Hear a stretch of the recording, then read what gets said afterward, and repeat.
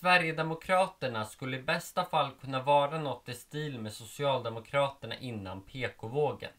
Men det skulle också kunna vara någonting helt annat. Något mer militant, nationalistiskt och främlingsfientligt. Oavsett vad det står i de här positionerna så är det ett problem att vi inte vet vad partiet skulle stå när det väl kommer till kritan. Och jag vill vara tydlig med att det inte är Sverigedemokraternas fel.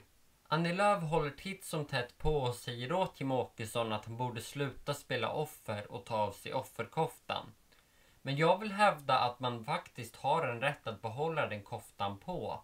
Eftersom det inte är något annat parti som ens är villiga att hålla på och samtala med en. Ja, då är man ju i princip ett offer. Och det är ett stort problem därför att det gör att vi inte får se vad SDs politik skulle leda till i praktiken. Här menar jag att man måste bryta Sverigedemokraternas vågmästarroll och ge dem någon form av ledningsställning, allra helst inom en regering. Så att man på ett kontrollerat sätt kan följa hur de leder landet och så att man får substansfulla argument att använda emot dem.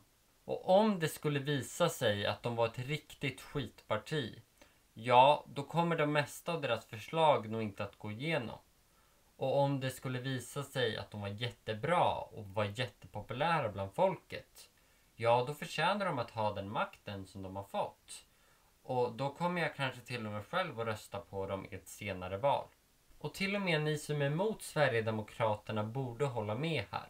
Jag menar, det är ganska logiskt. Alla partier gör misstag. De flesta försöker gömma det, men alla partier gör misstag. Så om en parti aldrig har suttit i en regering så finns det inga misstag att hålla på och referera till. Och alltså ingen substans som faktiskt har påverkat folket. Och då finns det bara substanslös smörja om vad exempelvis personer inom partiet har sagt kvar. Medan de andra partierna som någon gång har suttit i regeringsställning, de kan man ge en mycket mer riktig kritik till.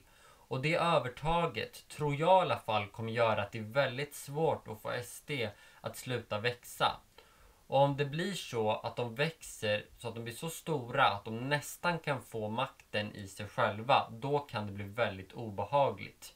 För då vet inte väljarna vad det är de får.